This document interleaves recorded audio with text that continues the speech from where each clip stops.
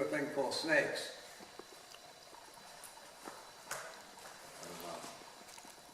You like snakes? I like that. Don't like snakes. I don't really like them. Snakes by Calvin Miller. Snakes have a bad reputation. It's what they deserve after all.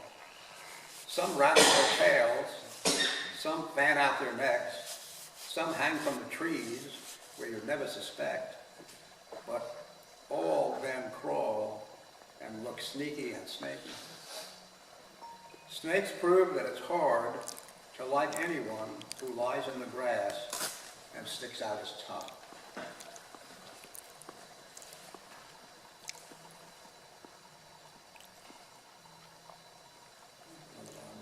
Real quick. Find it.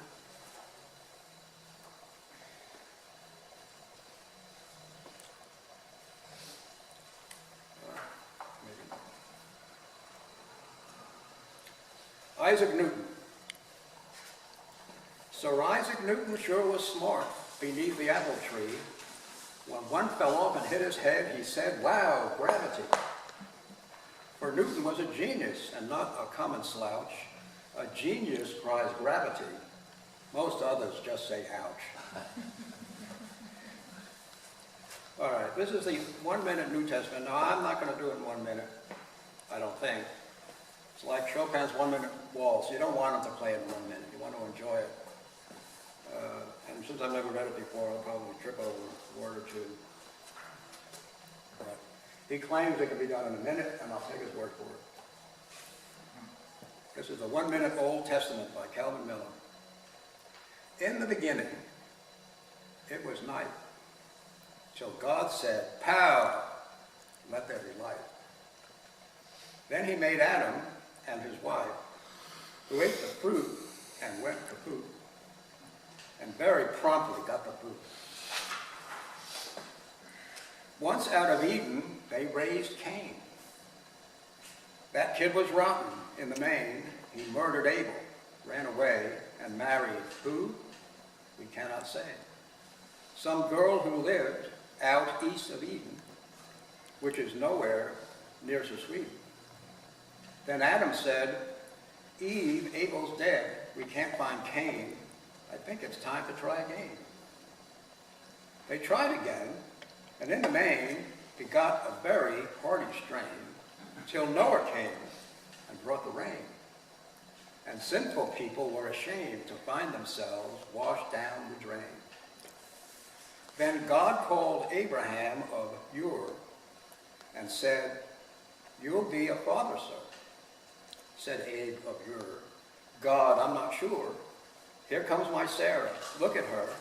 This thing could really cause a stir. She's older than old Pharaoh's setter and never been a good begetter."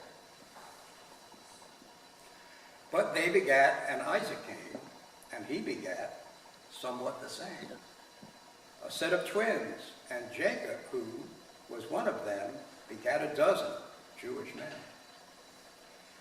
Jacob's Joseph, quite a man, left the ancient Holy Land and down to Egypt brought the clan, where they camped out beside the Nile and there endured a life of trial. In Egypt they begat a mighty nation with a little concentration. When they'd been down in Egypt for 400 years or somewhat more, Moses said, "That's long enough. Now come now with me, I'll split the sea." And everybody said, "Golly." From the mountain, Moses looked over, died, and Joshua took over. And then Josh split the Jordan River. Caleb up and grabbed his liver, shouting out, "Well, did you ever?" For the next 400 years, the judges ruled, while thousands cheered. And Jephthah called, "Arise and fight, you Israelites. We'll show our might to Canaanites and Jebusites and Perizzites. We'll put to flight the Hittites and the Gittites and the Moabites and the Ammonites. but not termites or parasites. So Gideon led the Gideonites to war against the Midianites, and Samson led the Samsonites, whose luggage was so very nice. Then came Samuel, Saul, and David, who killed a giant Philistine, and later on became the king. Then Solomon and other kings, each one begat another king. The major prophets came along to tell the kings when they were wrong, and their rebukes were very strong. Isaiah spoke of days to come when all earth's people would be one. And then the king of Babylon waged war till Israel was gone. But they returned, and Ezra came and rebuilt Israel again. Some minor prophets wrote a bit before God said, well, this is it. My testament at last is done, and I must say it's sure been fun. Then Malachi just happened by and wrote another final book.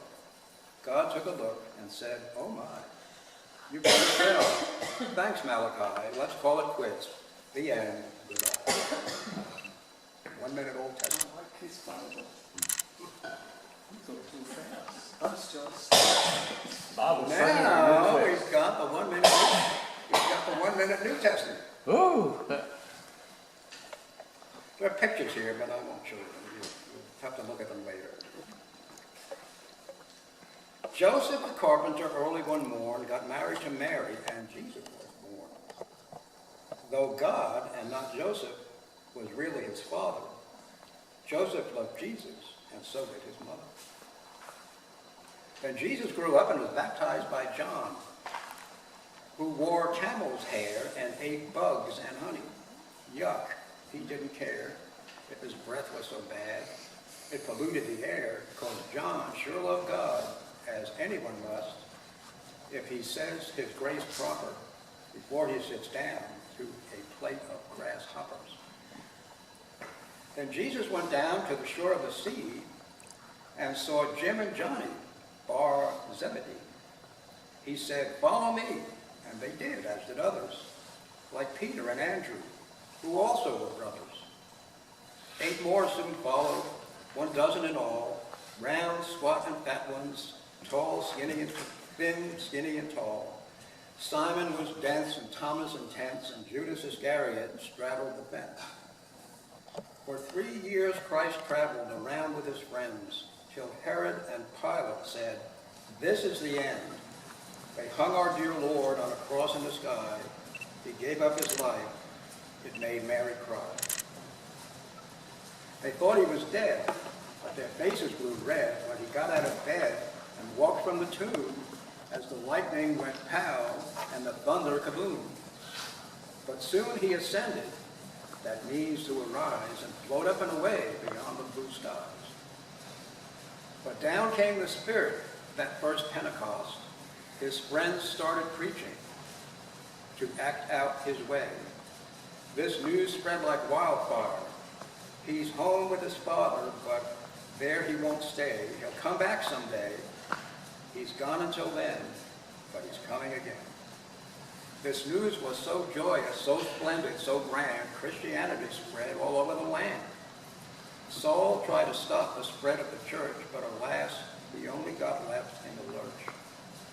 I'm going to kill Christians, put all of them down, and keep this religion from gaining much ground. He stood up and blurted, and he killed 1 or 2, but then was converted and became an apostle just like the others. But the others all said, well, goodness me, brother, you, Paul, are a mugger, a real woolly bugger. You can't preach here, Paul, in our parks or our malls, for as you see, Paul, Jerusalem's home. Okay, shouted Paul, I'll go preach in Rome.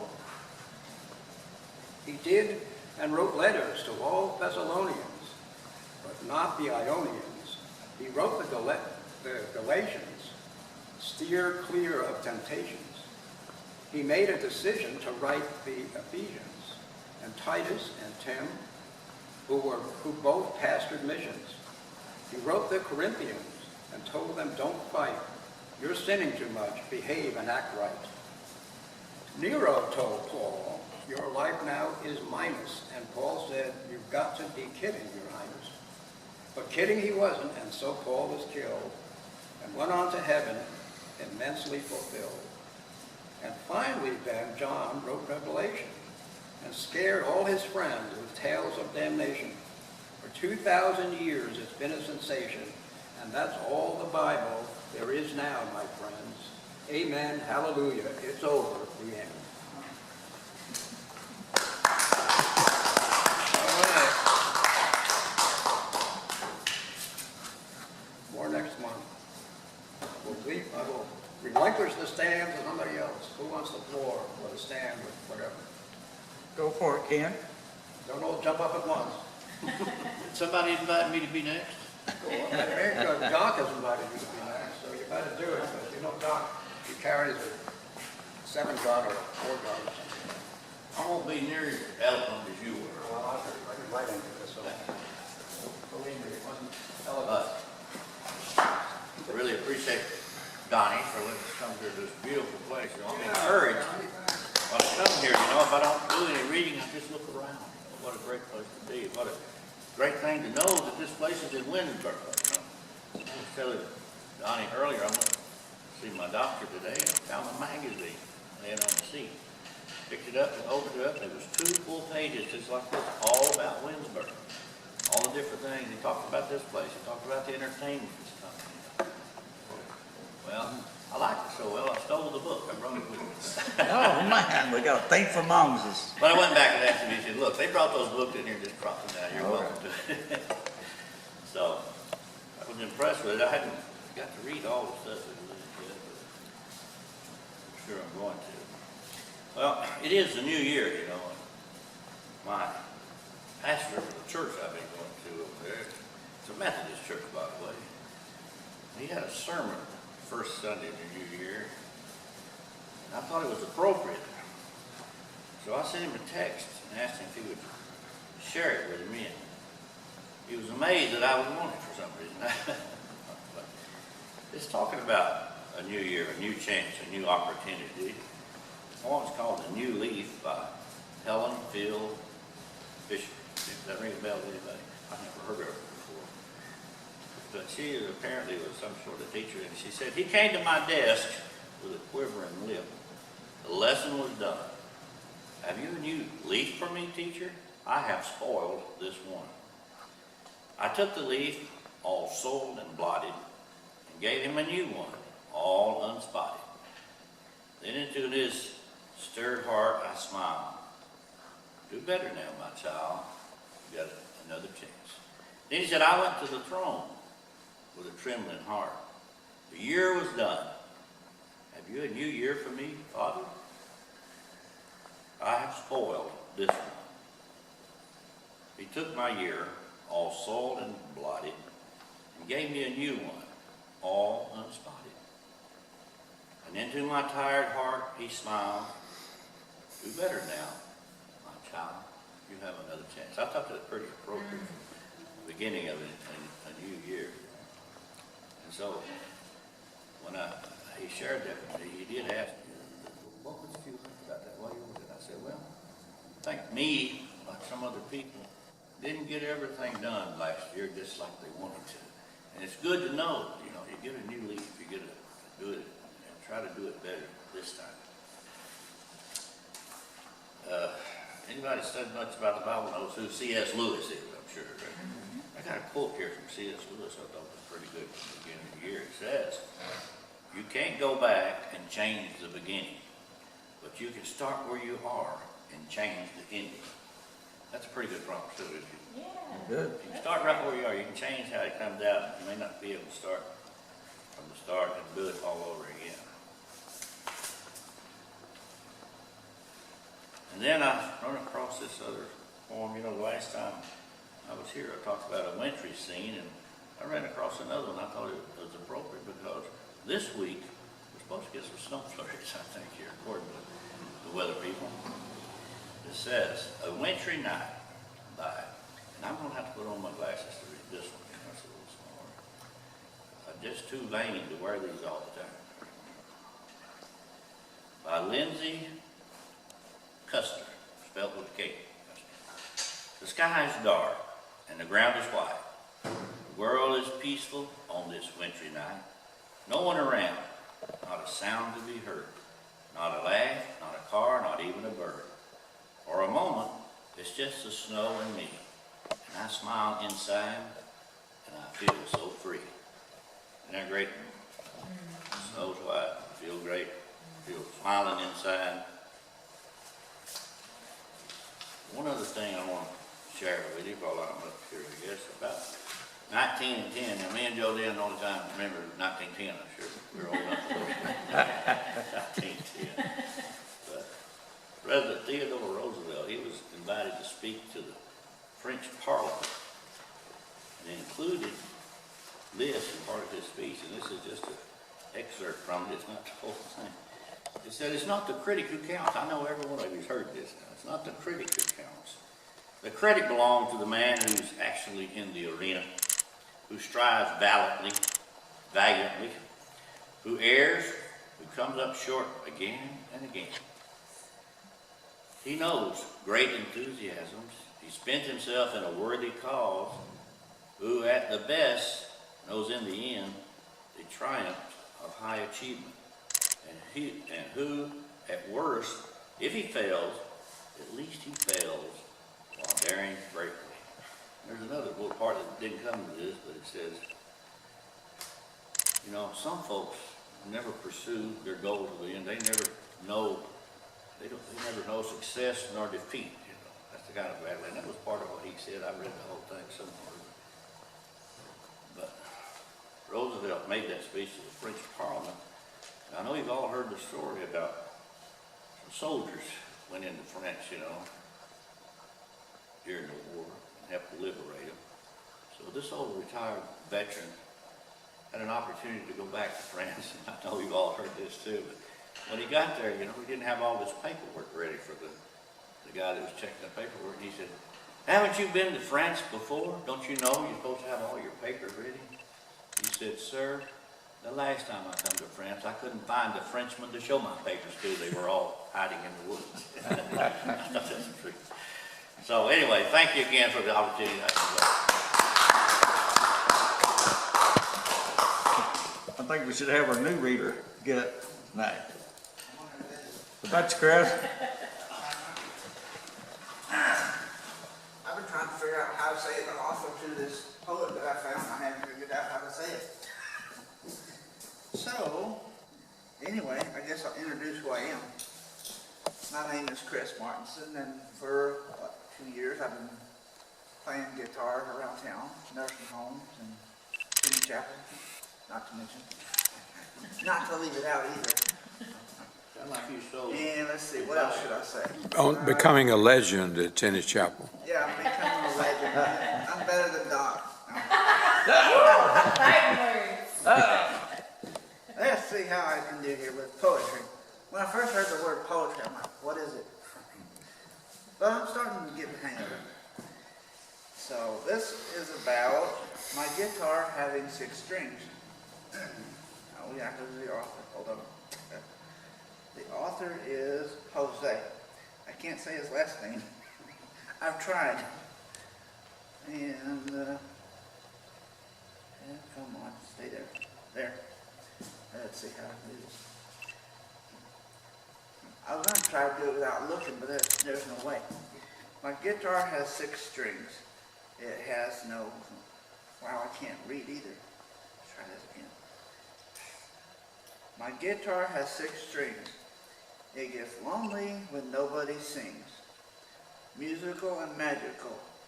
My pick makes my guitar sound so magical. And no matter where I go, she's right there. When I play my guitar, people always stare. We sound so good together. I hope my guitar will stay with me forever. My guitar has 6 strings, but it gets lonely when no one sings. My guitar is never out of tune. It doesn't matter who I play it to.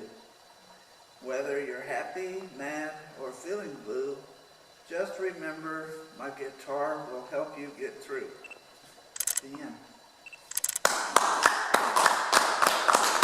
Next time I'll try to have two. Who's next? Thanks, Chris. You'll be found striving. Oh, Doc, the expert. What? That man is the expert right there. You know, if you drive around Winnsboro or any historical town, you'll see a lot of abandoned buildings, a lot of abandoned houses that's fallen in and things like that. Even my grandpa's old house is fallen in out there in Smyrna. And of course, I know a little history on that one, but you wonder what all occurred during their lifetime and struggles and everything that they had when you look at the house sitting there fallen in. Okay? You kind of know as far as barns and all that, but there's a lot of things that went on inside that household, raising children and all, that you just wonder if you could, you know, if there was history wrote in every house so you'd know how it occurred. This one's out of a called Prairie Poet, and it's called Old Houses, Old Dreams. I am saddened by old houses, standing mutilate in despair. They're so forlorn and weary, and in need of so much repair. Empty rooms and broken windows, faded rugs and creaking floors, cobwebs hanging from the ceilings, rusty hinges on the door. Old wood stoves in the kitchen where once the fires burned bright, lamps with blackened chimneys nevermore will give their flight. Weathered walls and dusty halls, rope swings rotted and frayed, old parlors with silent old organs, old songs that will never be played. Old secrets locked up forever, old dreams that will never come true. I am saddened by old houses, and I'm melanarchy too. I think that's how you say that. Is there no one who remembers? Is there no one left who cared? Houses were meant to be lived in, and dreams were meant to be shared.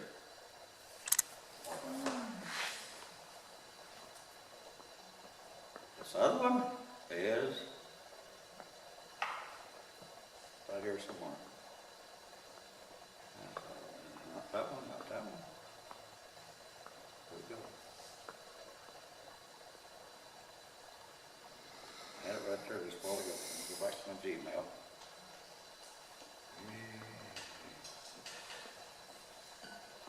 Friday, there we go. This is called A Gunfighter's Fate, F-A-T-E. Some folks feel like Jesse James got a raw deal just because he had an affinity and liked to rob and kill. His ended up a tragic story I reluctantly have to relate. He trusted one of his gang and suffered a gunfighter's fate.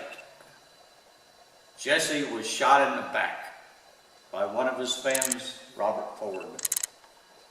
Giving credence to the saying about living and dying by the sword, Mr. Ford duly received a fatal shotgun blast up in Colorado State, and likewise he also suffered a gunfighter's fate. Billy the Kid was a killer who lived a life of crime.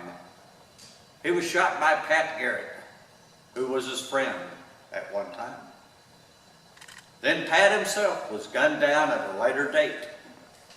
So eventually he too suffered a gunfighter's fate. Outlaws who lived by the gun reaped just what they sowed. It was their choice to live and die by the gunfighter's code. Most of them had no desire to make any effort to go straight. So sooner or later, they all suffered the gunfighter fate. Even to survive was a curse, because as the killers grew older, they spent a lot of time nervously looking back over their shoulder. Some would even move away to escape the life they learned to hate, but they were usually recognized and suffered a gunfighter's fate. So when a person chose to ride down the lawless outlaw trail, they usually ended up hanging from a rope or spending their life in jail. A lot of them made bad choices and ended up being buzzard bait because it was in their destiny to suffer a gunfighter's fate. The end.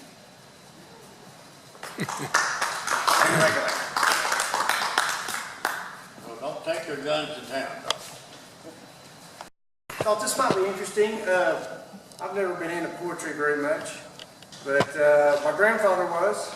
He was a poet, and he was a soldier in the World War I, went off to France, fought in France, and he had a collection of poems, and my dad self-published this book of my grandfather's poems. Oh. Now, what's the name of the one that published that? This is called Mighty of the Sword by Roy W. Ditto, was my grandfather.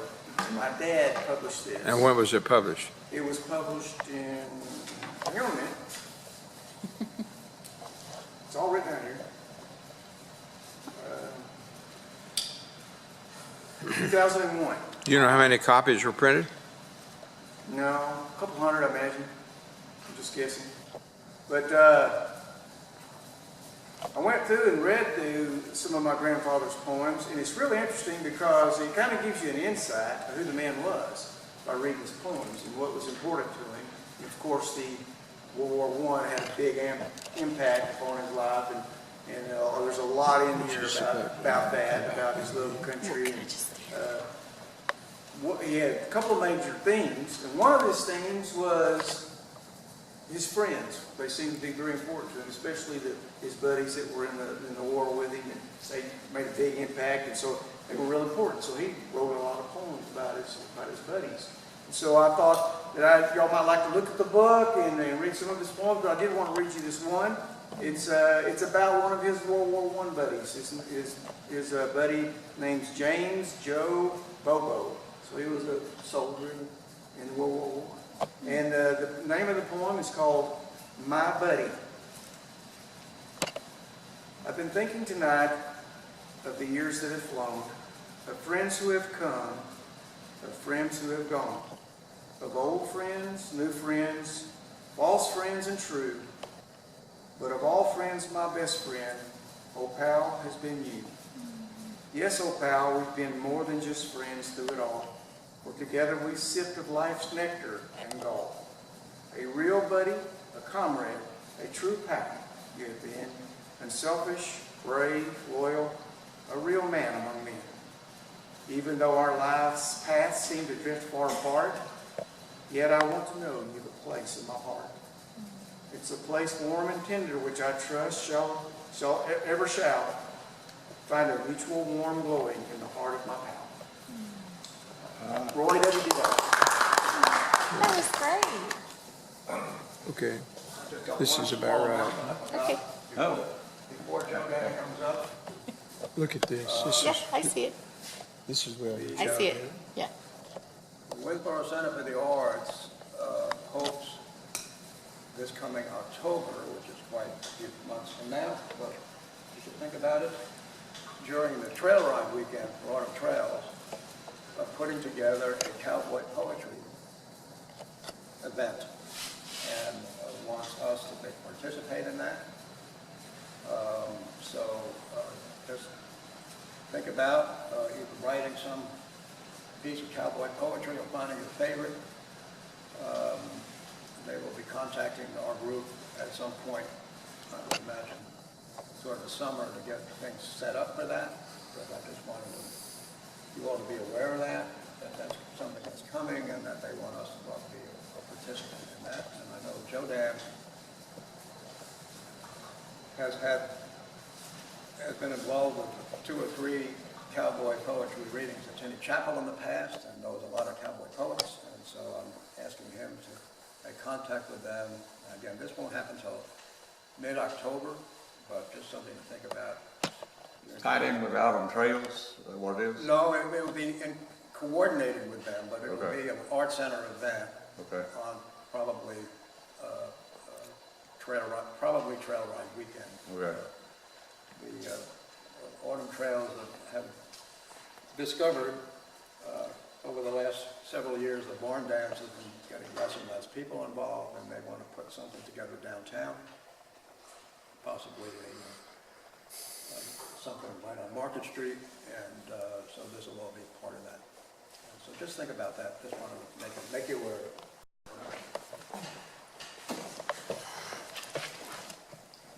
It's going. Okay.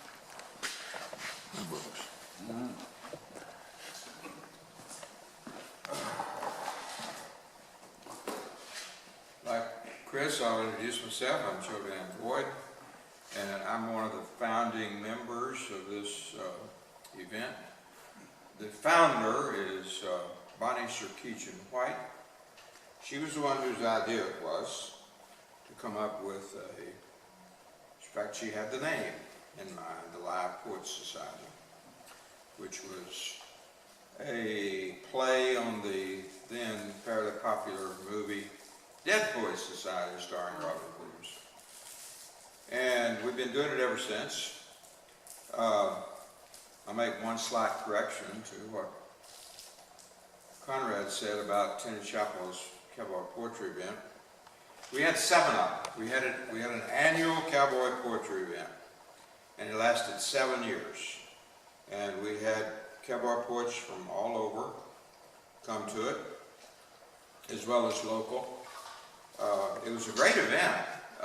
It turned out the reason we stopped, I think the only reason we stopped, was the 2 pillars of it. One of them was named Jim Asbill.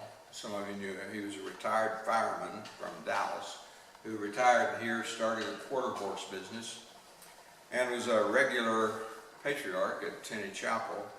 And he was a real cowboy. And he and a guy named Danny Lake was also a real cowboy. He had been a policeman in Mesquite, and he retired here and started a ranch in the shadow of Tenny Chapel. It was about a quarter of a mile. His ranch was maybe a quarter of a mile at most from Tenny Chapel Sanctuary. And both of those guys died. Danny died of a disease, fairly young. He was not an elderly man by any means. Neither was Jim Asbill. He got bucked off of a horse, and so high that when he hit the ground, he never came to again.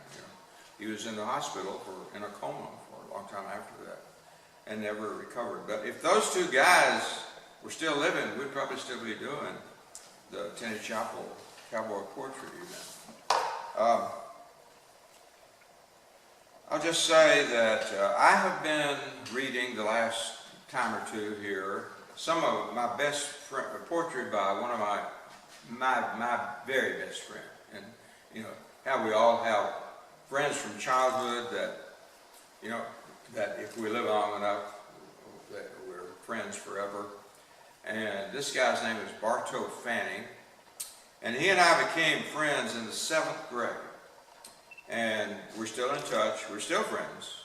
We don't see each other very much because he lives in Lubbock. And both of us are up there in years, and he doesn't get down here much anymore, and I don't get up there much anymore. But he sent me a while back some of his better poetry. He titled this Bartow's Verse. And I've read 3 or 4 poems from this. I'm going to read a couple short ones today. Bartow Fanning, and he owns the biggest engineering company in Lubbock, Texas.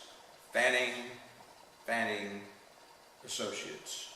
It's Bartow Fanning, two of his sons, and some other members of the family. I think he has 20 or 25 people on the payroll there.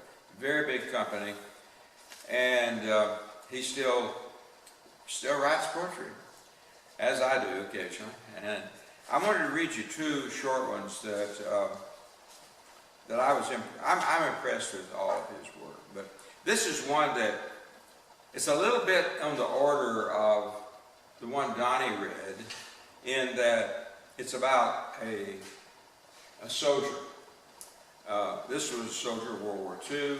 Apparently, now, neither Bartow nor I were in World War II. We're not quite old enough to have been in World War II.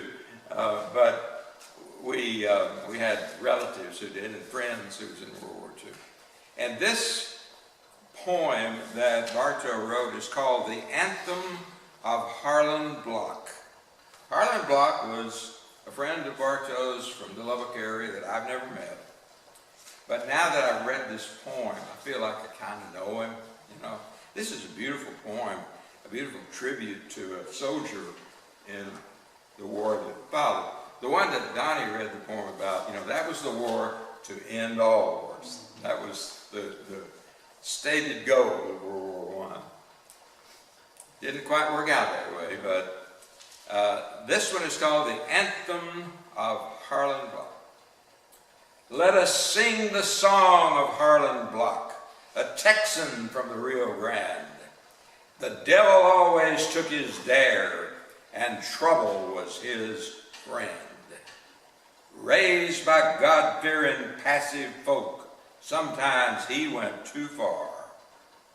He was still his mama's boy, but his team was going to war, fighting Panthers, champs of Weslaco. 8 seniors and their teams joined the proud, the few, the first to fight, the United States Marines. From the end zone to the rising sun, where kamikaze and banzai would temper the cold steel that was gung-ho and semper fi. The Marines took Sarabachi, Harlan planted our flag, unfurled, and the photo by Joe Rosenthal was seen around the world. But victory had not yet been won. The Marines fought 6 weeks more, thousands of their blood stained red, Iwo Jima's black sand shore. Uncommon valor was a common virtue. Their epitaph in bronze and stone would grace the grandest monuments in Arlington and near Block's home. Harlan fought for right and freedom. That's the oath he had made. A statue and an epitaph's not enough for the price he paid. Torn asunder by a mortar blast. They killed me, he cried, still standing through the battle's hell. The hero fell and died. End.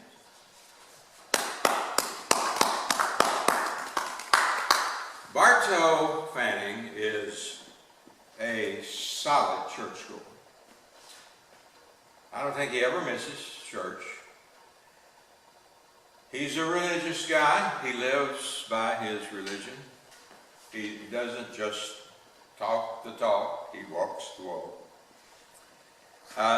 Bartow and I grew up together from the 7th grade on. You know, we were close friends all the time. I know him as well as anybody knows him. He knows me as well as anybody knows me. We both grew up in a time when it was kind of expected for young boys to cuss a little from time to time. Nothing really really outstanding or anything, but I mean, there were a few words that you were kind of expected to say under certain conditions, you know. Now, we were the same way, you know, we were both of them. And this is kind of what this poem is about. But the title of it is Workday at Church. And I'll read it to you.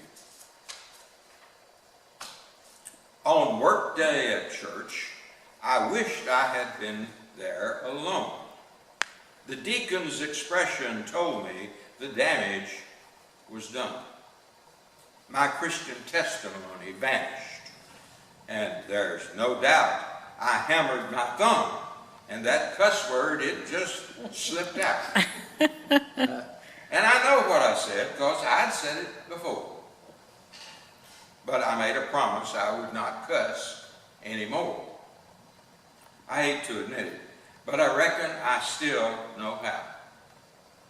My mind's on 4 letters, and I've got my thumb in my mouth. There are only 6 words you cannot say on TV. In prime, they'd always bleep out profanity. It's sad, but these days, nobody is minding the story. The obscene is socially acceptable anymore. I've been listening to what some of the young people say. Gutter talk don't mean nothing. Some people just talk that way. Racial slurs and insults screamed by kids just learning to curse. New words and half words and double words are probably the worst. I don't know what they mean. I never heard them before. And I made a promise I would not cuss anymore. I hate to admit it these days. I may not know how. My cussing's rated PG compared to what they say now. Yeah.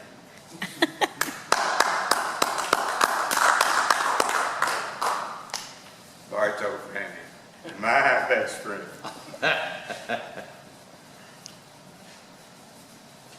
As we always do to close this meeting, we read a paragraph from the classic How to Read a Poem, subtitled And Fall in Love with Poetry, by Edward Hirsch. You almost have to be here every week to stay in the flow of this, but here's today's paragraph. By the way, this is a well-written book. It's not just poetic, but it's extremely well-written. It is the next moment in the poem when the tense radically changes, and I find especially compelling. And then she is skinning fruit for me, quote, he says.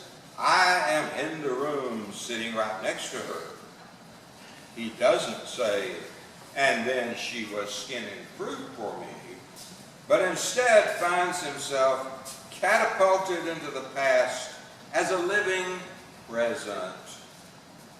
This is an instance of what Proust calls involuntary memory.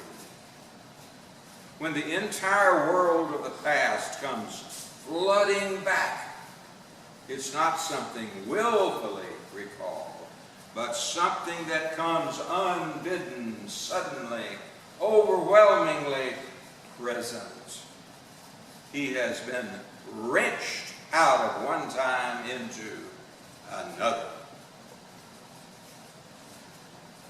He has the mysterious action of memory restored his early life to him.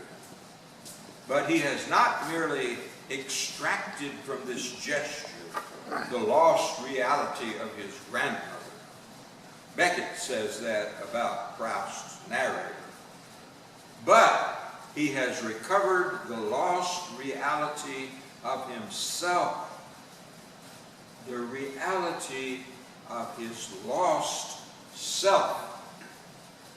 and so it is with Horton. I leave you with to ponder that poetic thought. He has recovered the lost reality of himself. I think we probably all have a lost reality somewhere.